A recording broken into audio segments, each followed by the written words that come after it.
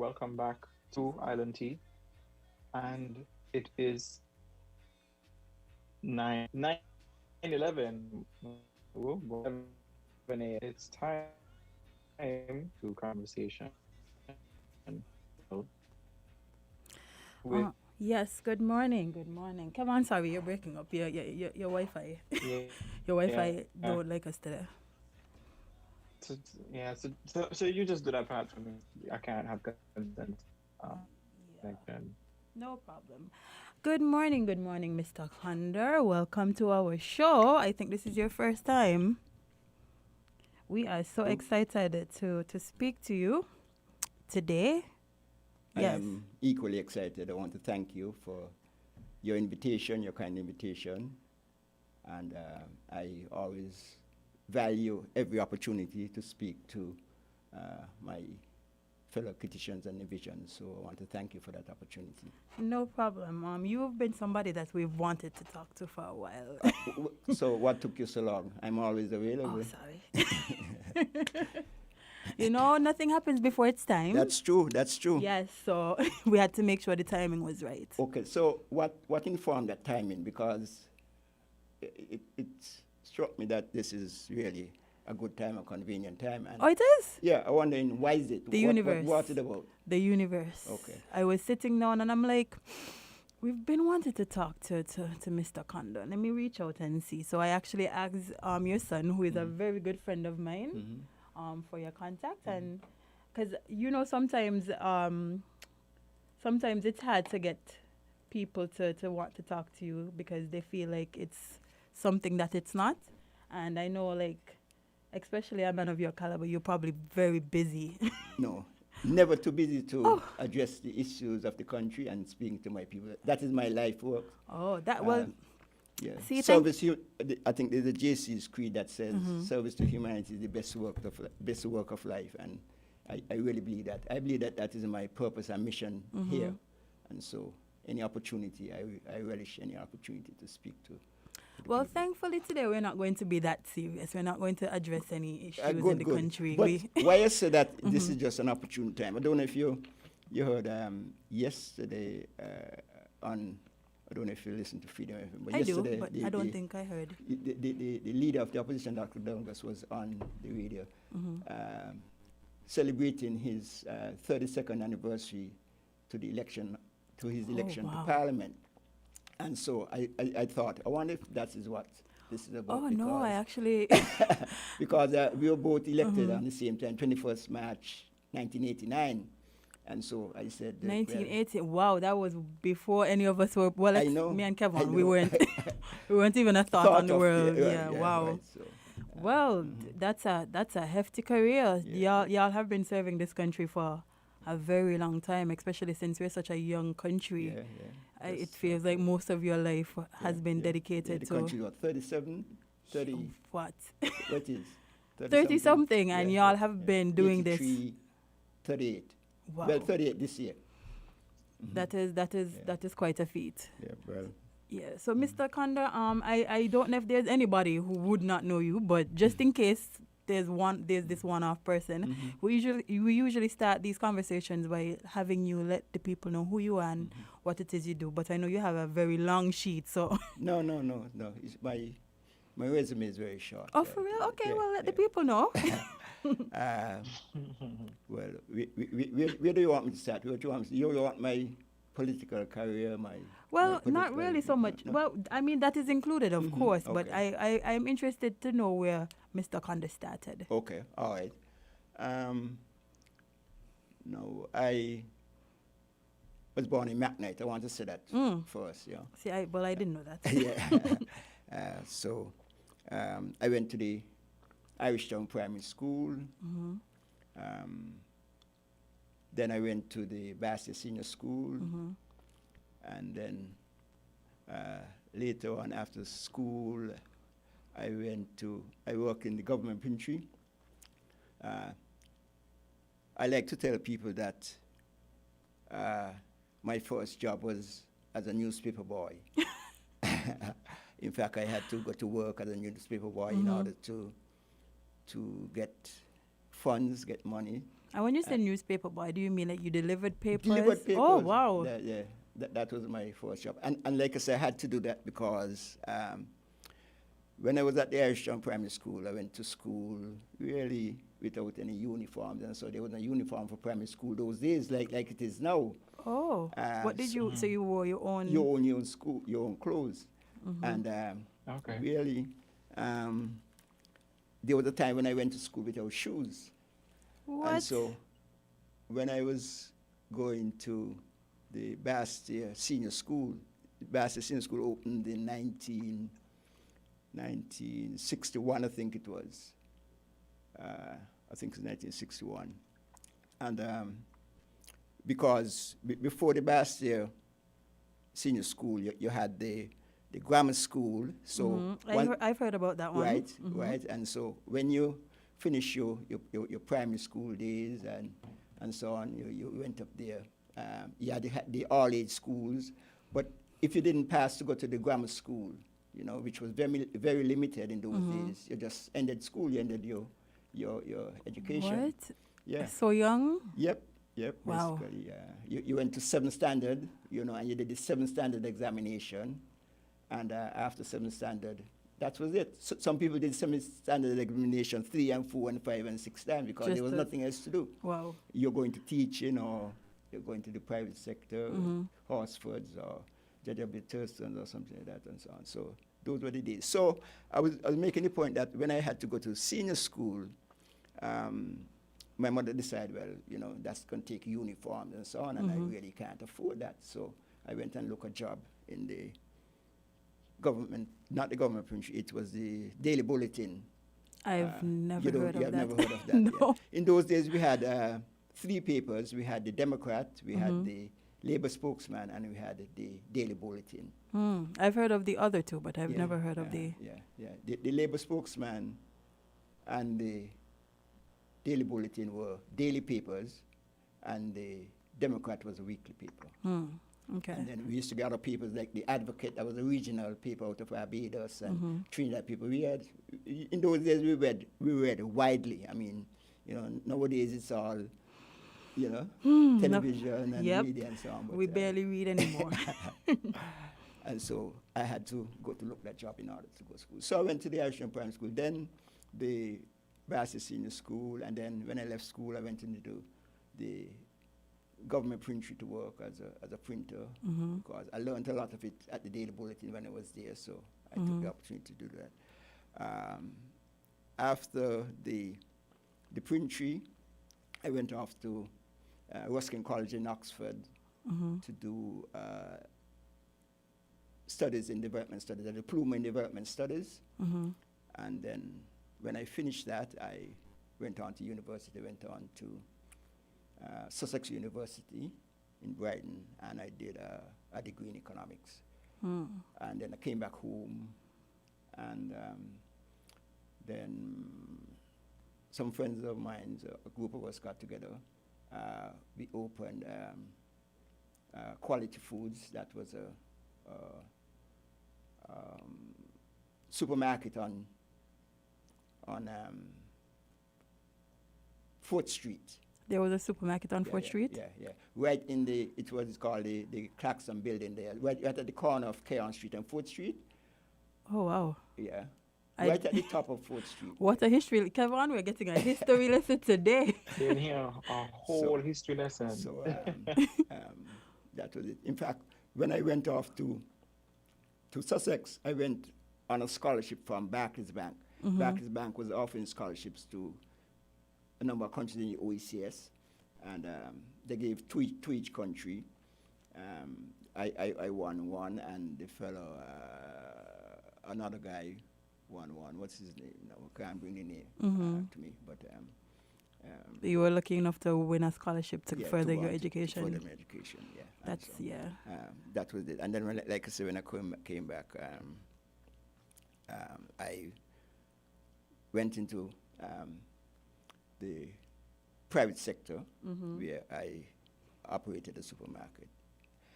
The supermarket was opened in 1987, I think. Still way before my time. I will reach your time in a little while.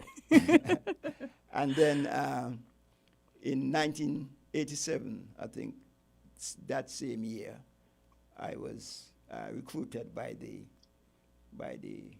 Labour Party to contest the elections in 1989. So how did they figure that you would be a good person to do this? Well, that's a very good question. When I came, I was always a member of the Labour Party. Mm-hmm. In fact, I think I was a member of Young Labour in 1966. I think it was when we joined officially and held certain of positions in Young Labour. I think I was at one time the assistant secretary or something like that. So did you always know that you wanted to have a career in politics? No, or? never. I didn't think I would want to go into politics. In fact, while I was at university in England, I got involved in student politics. I was in an organization called SASA, the Sussex African Students Association, and held a few positions in that organization as well. In fact, I was what we called a residential advisor, where they pick a number of students to give the orientation to new students coming onto university. And people in that organization always said that you're going to get involved in politics. I said, no, I don't think so. I have no interest in that. But they believe from my activities on campus that I would eventually go into politics. And so when I came back, I rejoined the Young Labour organization, and then I was appointed the first Young Labour coordinator. And that position allowed me to sit on the national executive of the party. So during that time, serving there with them, the idea was raised whether I would be interested in politics, because, I mean, even before I went off to university in 1971 or thereabout, when St John Payne was a Minister of Agriculture, well, not Minister of Agriculture, that was one his portfolio, but when he became an elected Member of Parliament and a minister, I used to go with him. He used to visit his constituency on Sunday mornings, and after church, I will go with him to his constituency. I did that on a regular basis. He did that every Sunday morning. We don't see many politicians doing that anymore. No. And so You're right. I decided I would go with him. We became very good friends. In fact, he was one of the persons who made me interested in going off to study in the first instance. And in fact, he's one of the persons who because he was the first Minister of Social Security, and he's the person who made me really interested in Social Security. Social Security is really my passion, my interest, and so on. And he's the person, because he was the first minister of, it is under his watch that the whole Social Security scheme was organized. And what year did you say that was? He became a minister in 1971, but the Social Security was opened in 1978. In fact, February 1978. In fact, we just celebrated what it was, the 43rd anniversary of Social Security. I was at the opening ceremony of the Social Security, which was done, I think, in September of 1978. And in fact, that was after the death of Robert Bratcher. Robert Bratcher died, who was one of the main architects of the Social Security scheme as well. Bratcher, St. John, well, the Labour Party. Yeah. And so, but Bratcher died in 1978, May of 1978, and the Social Security was officially opened in September. In fact, I remember the address, the opening address by St. John Payne, when he said in his address, he said, the fact that we have the Social Security scheme in this island is due to more to one person than any other person. That person is not alive today. He's Robert Llewellyn Bratcher, the late Robert Llewellyn Bratcher. He said the location of the of the Social Security building was selected by him.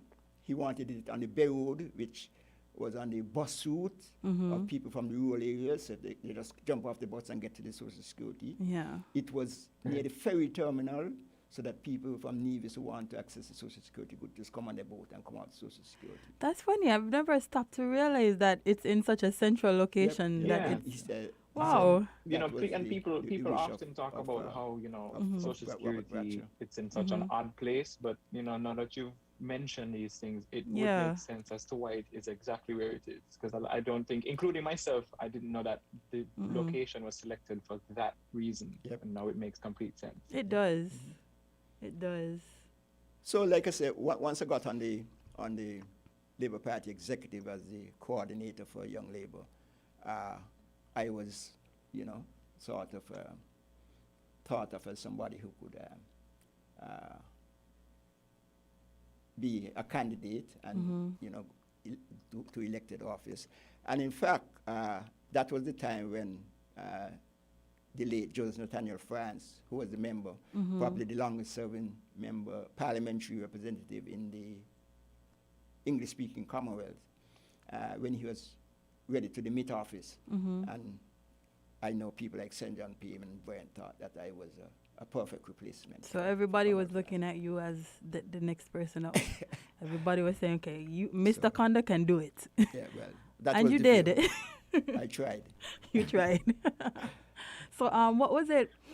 I know it's many years ago, but what was it like when you first jumped into that arena? Like, because I know you've been around that sort of stuff for a while, but actually being somebody that has to campaign and being an actual candidate, what was it like the first time you had to do all of this?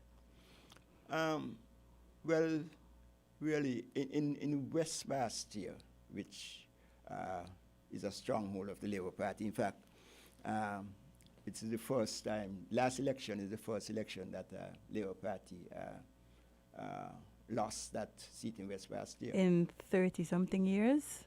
Well, since more than 30-something years, Wow. over 50 years. Wow.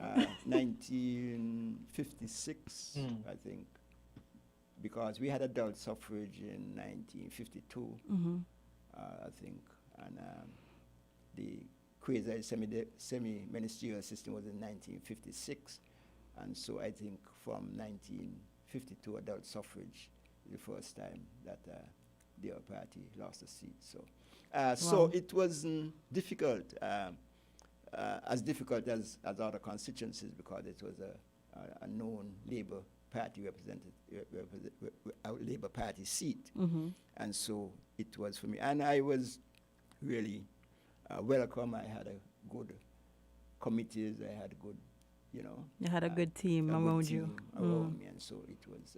It wasn't as hard as coming into Right. So, but the issues and in terms of the country were really stark and, you know, really challenging.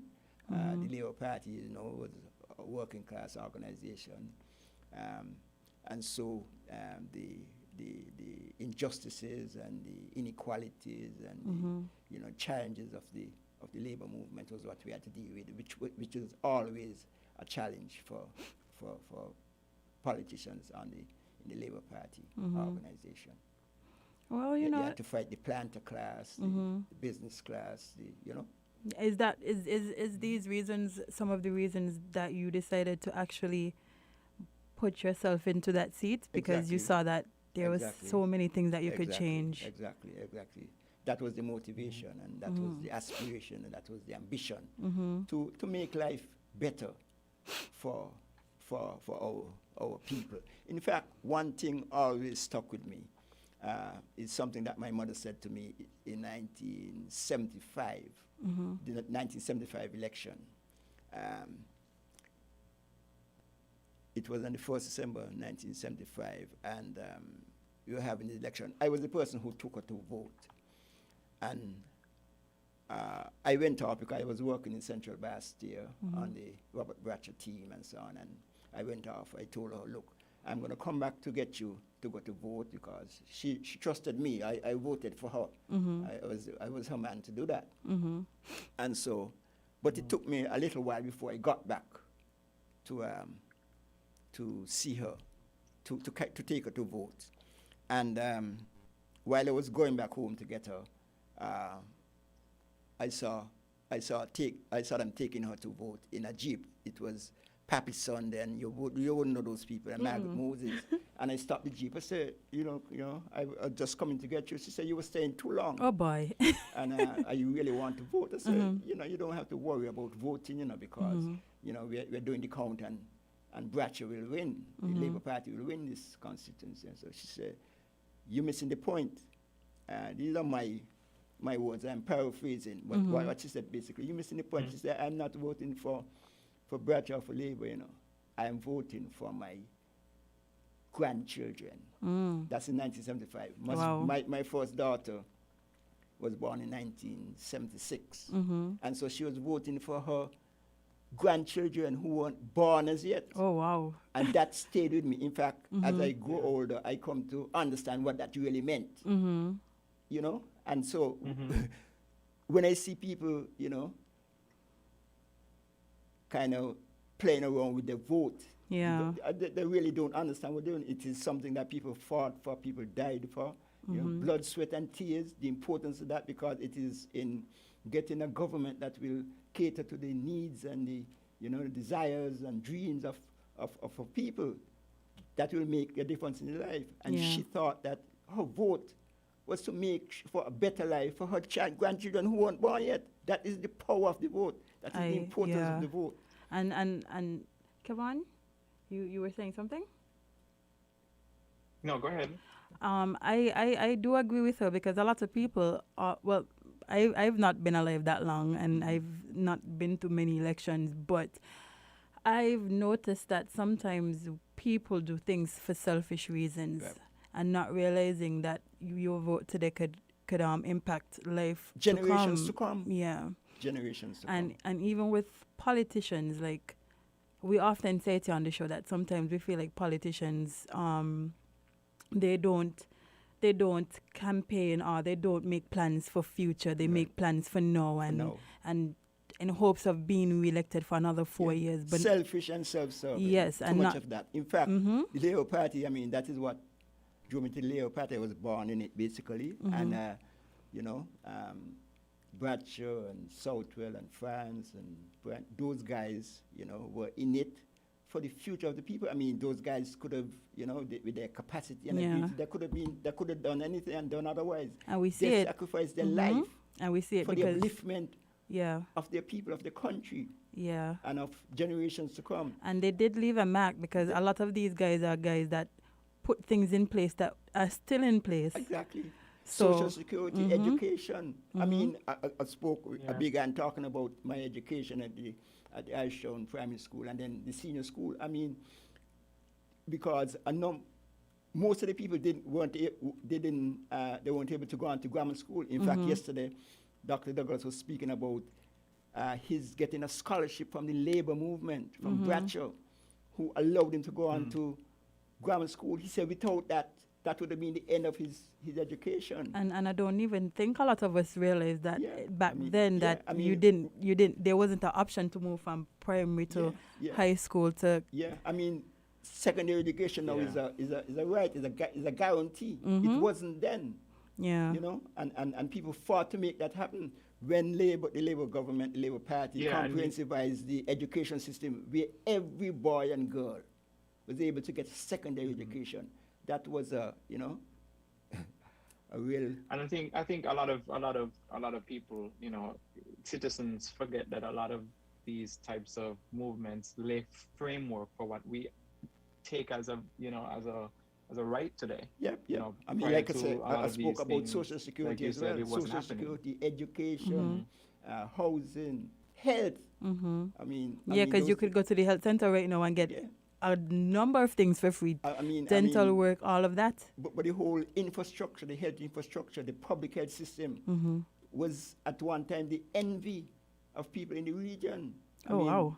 I mean, at one time we had what you call almost 100% immunization, where people were, and that was done because of the public health system that we had. We had a situation where around the country, we had health centers dotted right around the country where you could access healthcare. And it's still happening today because you could literally go to the health center and get a free vaccine, or you could get free dental work, or you could get a free pap smear. Like, there's so many things that you can get that people probably don't know or take for granted. All those were policies that were instituted by Labour Party, because that is the way they felt that they knew that you could develop a people. And it's so funny because we're such a small country, but we have these free healthcare initiatives, whereas bigger countries like the US and stuff, you have to pay so much just to see a doctor. And you can literally go to a health center today and see a doctor, see a nurse, or get an injection, or, It's quite a feat, because I don't know where we would be if we didn't have these things.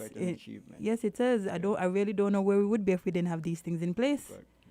And like I said, those were done basically by the Labour Party. Even the land acquisition, where I'm sure you would have heard about the 1935 uprising, where people went on the streets to to protest against the working and living conditions. And out of that, we were a colony then. Out of that came a Moyne report. A gentleman by the name of Lord Moyne came to St Kitts to investigate, because it was, a serious challenge to the system. And one of the things that he recommended was that land should be allocated for people for housing and for agriculture and that kind of thing. And so when Labour, the Labour Party, the Labour government in 1975 nationalized the lands, it was in response to the inequality and injustices of the 1935, of what people were protesting for in 1935. And so they were able to do that because we were a landless people. In fact, 90+% of the land was owned by 1% of the population. We spoke to a historian, and he was explaining that. Sorry, I can't. His name is slipping me, but we did speak to a historian, and he was explaining how the land was shared. I think it was him, but it was fascinating for me to realize that a lot of the land that we now have access to were private. Like majority of St Kitts. Bought back. Yes. Majority of St Kitts you didn't have access to because we were landless people. In fact, and that was more so in St Kitts than most of the other Caribbean islands. Even in Nevis and Nevisians were landowners before petitions. And so we were in a really terrible state here, where people were evicted from the land overnight, from the where they lived overnight, because they didn't own the lands, and there were no regulations and no rules about how these lands are to be used and so on. And that's hard to imagine. That's very hard to imagine. Yeah. So the 1975 acquisition of the land was one of these dates aren't even that far. These dates aren't even that far from 2021. No. These things have been put in place, kind of not recent, but there are people alive who could remember all of these things. So it's not that far back. But I know you being a part of that party and all of these things. You probably had a brotherhood that you found being a part of this movement and doing this work. And unfortunately, we realize that, people fall out and people have differences of opinions. What was it like when you had to go through that period when you disagreed with people that you were accustomed to have the same thoughts and mindset with? Like, how did you deal? Because besides politics, again, these are people that you probably saw as family, and a lot of people fall out with family or with people that they build bonds with. Like, how did you deal with that period in your life when you weren't as close to these people that you probably saw all these things happening with? That was a really challenging time and challenging period in my life. But I believe that I had to stand up on certain principles. In fact, I am a acolyte of Bradshaw. It wasn't the philosophy of the Labour Party and the ideology that I had a problem with. I had a problem with in terms of the governance, what people were doing, and how they were doing it. And so I had a problem with that.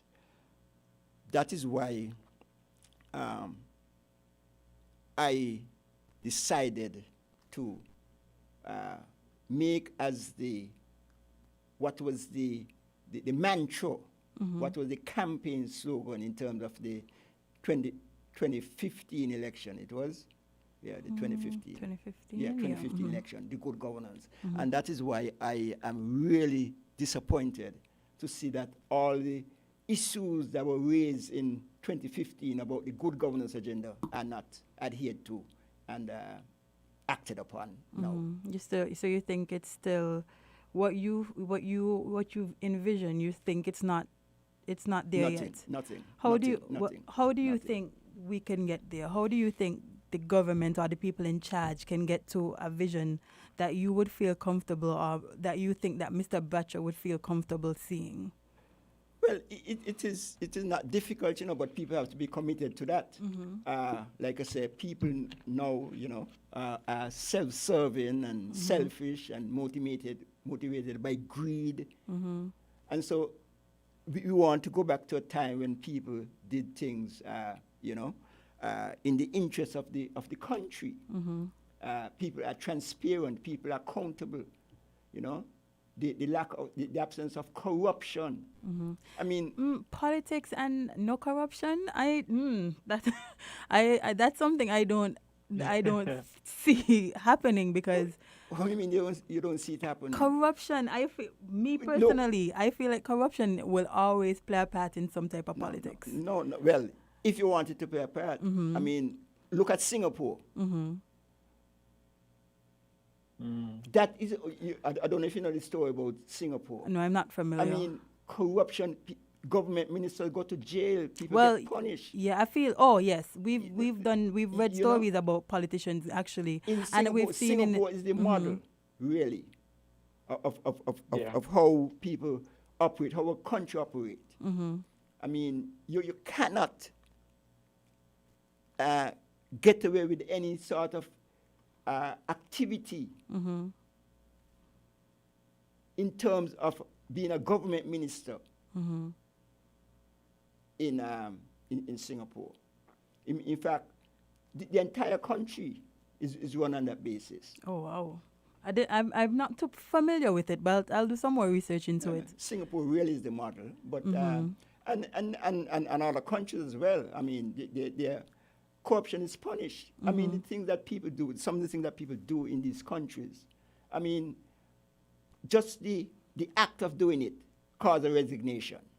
Yes. Yeah. And you have to resign if you commit any kind of, if you violate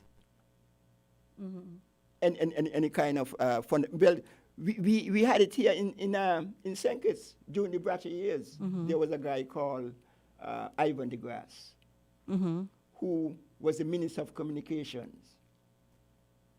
And he went and he was making inquiries. That time we had the one boat running, one ferry service to St Kitts and Nevis. I think it was maybe then the Christina or whatever it was. And Ivan de Grasse went to investigate the possibilities of purchasing a boat to run as a ferry between St Kitts and Nevis. And he lost his job because as the Minister of Communication, that would be a conflict of interest. And so just the very investigating cost him his job. Wow. I mean, you have here people taking part in all people setting up companies and so on, and nothing for it, nothing happening. Yeah. Kevon, you were saying something, Kevon? Yeah, but we sort of move past that. So let's move into current day. Current day Sam Condor. Tell us what's going on with current day Sam Condor. Well, since 2015, when I was no longer a minister, a member of parliament, I became the ambassador to the United Nations, the St Kitts and Nevis, and I did that until the 2020. I did that for 5 years, and that was again an opportunity to serve my people, serve my country at another level on the international arena, and that again I enjoyed tremendously. And now, since that, I am basically retired, but still serving my people. I mean, So are you really retired? well, doing more We work retired now on than paper, but not when I was really. employed, because What? You're doing more now? yeah, because of my nature and my style, my accessibility to people. I mean, people find me, and so I make representation. Yeah, actually, when I called, I was shocked how fast you answered the phone. Because I thought like I would have had to jump through hoops and go through all types of people to find you, but no, you answered pretty quickly. No. On a daily basis. I mean, people from all walks of life, people overseas, people here, they call me if there's a problem they think they want some assistance with, whatever department it is, whether it is to get. Just recently, I had a lady calling who had assisted her in trying to get some financial assistance, scholarship in terms of studying. She's at Monroe College in New York? In New York and New Rochelle, and she having some. So she sent me an email. Could you get this for me to the Prime Minister and the Minister of Education, and see I'm in dire trouble. So I have to go to the whole works and get these things organized. People who trying to get assistance with land, with jobs, wages. People find me all the time on a daily basis, and because it is something I enjoy doing. So again, you're retired, but you're not really retired. Right. Retired on paper. Retired on paper, yes. That is amazing. So you mentioned that you said you were an ambassador from 2015 to 2020. Yep. The other day we had a caller that called in to ask a question as to what an ambassador does. If you don't mind, I'd actually love if you can share some insight on what you did as an ambassador and what that position sort of entailed. Well, basically, what you're doing, the United Nations, I'm sure you would know, celebrated the 75th anniversary. It was formed in 1945 after the World War. And basically, the broad ambit, the rubric of the United Nations is for general peacekeeping and humanitarian, right? The main organs of the United Nations is the General Assembly, ECOSOC, the Council for Social and Economic Development, and you have the Security Council, and then you have it's made up of a number of committees, which do the work for the committees, and so it is. It's comprised of 193. Please drive safely countries. and do right by others. Oh, sorry about Please that. use our own. Sorry about that. Yeah. Continue. 193 countries for each ambassador. The General Assembly, is where the governments, the representatives of the government, heads of states, heads of government go on an annual basis to raise the different issues that are affecting the world. And so you are there on the basis of attending to the issues. You would know that the United Nations also is comprised of a number of agencies like UNESCO and UNICEF and all those things. Those are agencies of the United Nations. And so that is where the general assistance to countries comes from. So y'all basically try to keep the world safe. Keep the world safe Mm-hmm. and keep the world free from hunger and letting people enjoy the human rights and that is basically the work of the United Nations. Which job was tougher, being a politician for St Kitts or being an ambassador? Ooh.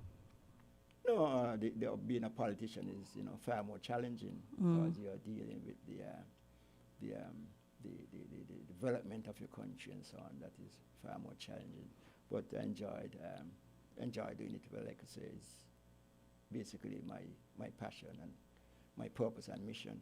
Well, we think so too, because you've been in this field for a numerous from I can remember myself and from I can remember politicians, and you were always one of the household names.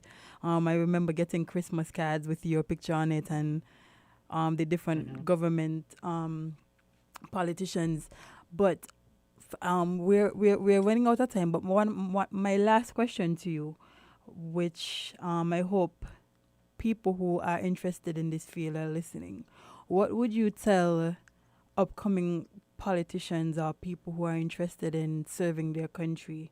What advice would you give to them? Because we often say we feel like politicians forget that they are in this job to serve the people, and they often kind of make it feel like we have to jump through loopholes to serve them when they should be in service to the people of the country. So what would you tell men and women who are interested in this field or being in service to their country? What advice would you give them? Well, it's you have to be honest about this matter, about this job. You have to realize that this job is a challenging job. Service to the people is a never-ending task, and so you have to be committed. That's the first thing. You have to have the commitment, and you have to have the dedication, and you have to be able to. You have to be honest.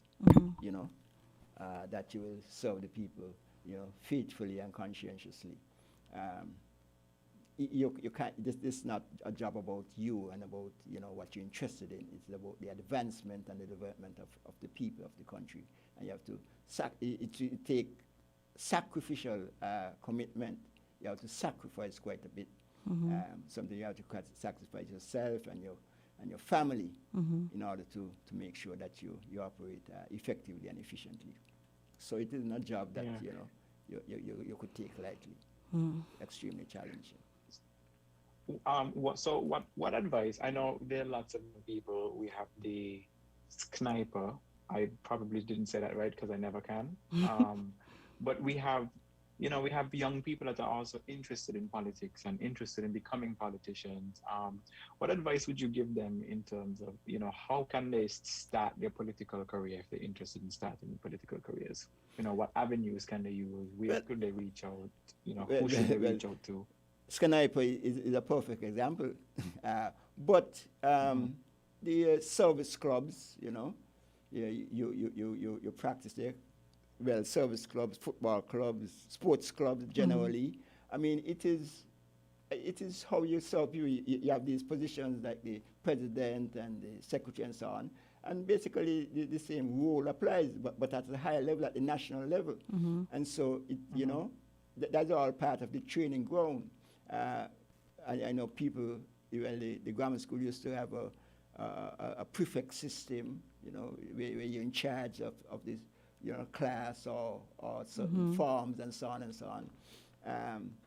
You have in school, you have people who are monitor, you call a monitor, that you check. The class monitor, class monitor and those kind of things. Those are all training opportunities to go on to the to the greater level, the higher level of national politics. But that's all, how you perform at your school, at your play, at work, your whole activity, what motivates you is your whole motivation to serve. How you feel about people, you don't feel that people are a burden to you, but it's a pleasure to serve. an opportunity to advance the cause of other people. You want to see people develop. I mean, it has to be a totally selfless and sacrificial motivation if you're going to perform effectively and efficiently. Well, Mr. Condor, we thank you so much for joining us today and giving us such a extensive history lesson, because I'm sure a lot of us learned some things today. Kevon, I'm sure you learned things that you didn't know about, because I know you didn't know there was a supermarket. Right. On Fourth Street. I didn't supermarket, the social security building, Oh, yes. location choice, so many things. Yes, but we thank you so much for joining us today, and we hope to have you back to have another conversation. Yeah, but my pleasure. Thanks for inviting me. Anytime. And I'll be happy to be part of a discussion anytime for the advancement of my people and my country. We appreciate it. Thank you so much. No problem. Well, people, it is Thursday. It is almost Friday, thank God. I know you're very ready to start your weekend. And we are ready for the weekend to start as well. Kevon, we almost don't have to do this until Monday. Right. We get a break. We get a mini break. Vacation for 2 days. Yes, but before we sign off, we have to hear some words from our esteemed fave, our honorary fave, Mr. Amali Amory. Some words to live by and to carry through your day. Do right by others. Please use our roundabouts correctly. Meaning, don't overtake in our roundabouts. Don't switch lanes in our roundabouts. And when you're exiting, please indicate so that folks driving behind you can know what your intentions are. It will reduce accidents and almost accidents by significant proportions. Stay in your lane, people. Stay in your lane, figuratively and literally. Also, please let us remember to park our vehicles in a manner which is conducive to the collection of garbage from our friends at solid waste. If you park your cars irresponsibly, then people can get their garbage collected with the trucks. Clean. So gentlemen, when you're thieving a piece, please park around the corner, right, so the truck can get up the street or where your madam lives to collect her trash. Indeed. It might work out better for you too. Indeed. It's going to be a clean environment when you get there the next time. Also, let us please, put pressure on our lawmakers and our policy makers and our policy designers and wheelers and dealers in Parliament to take a look at our outdated laws, all of them. The traffic laws, the sexual assault laws, the everything as it relates to, so that they can relate to current day life and current day society here in St Kitts and Nevis. Update them so it's a reflection of what's actually happening and not what used to happen in the 1960s. And with that, I will turn it over to our Master of Ceremonies, His Excellency Honorable Kevon Hanley. Kevon, you have the floor. You know what does catch me every time? Every time Azem comes in, I just think that Azem's Me actually saying too. and talking. But I just forget it's a part of the recording. But with that being said, remember that you can't be everybody's cup of tea, because you is not a mug. See you tomorrow.